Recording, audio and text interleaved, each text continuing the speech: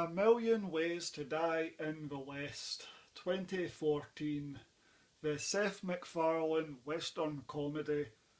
Well, it's no Blazing Saddles.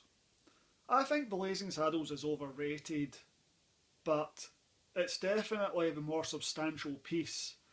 It has more to say, it has better jokes, it's more iconic, it just works much better and just has more to offer. This is a rather slight piece. Seth MacFarlane, his comedy style in American Dad and Family Guy has been transferred over to this, which means it's quite sketch based. Some of the humour, it's all more appropriate for a here today, gone tomorrow TV programme rather than a big cinematic extravaganza. I watched the extended cut. I have never seen the original cinema edit, but the cinema cut, excluding end credits, is something in the region of about 2 hours 9 minutes, something like that. Put it this way, it's over 2 hours.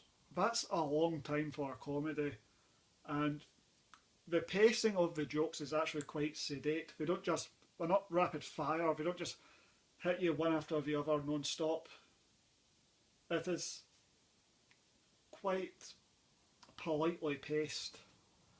There's no real standout jokes in the movie. There's nothing all that remarkable. There's nothing especially memorable about it. It is just a solid, okay Western comedy, and there's not too many of those.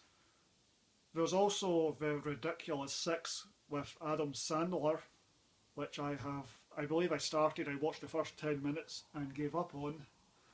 Otherwise, I can't really think of any other Western comedies. It's perfectly okay. I quite enjoy it.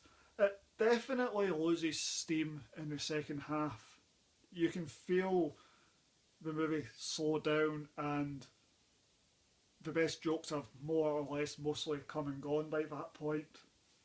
And the romance with Charlize Theron is not especially interesting, and the movie really slows down. There's a definite stretch.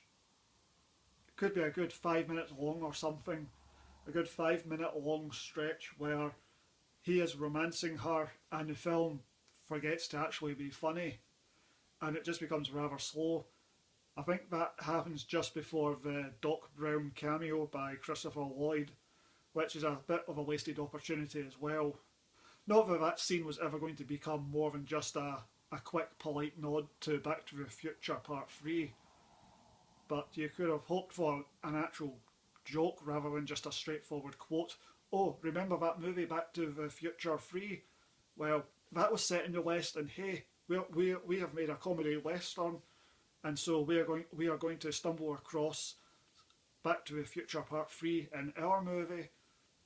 There's no actual proper new joke attached to it beyond just the quotation of, oh, remember that? So I enjoyed this okay.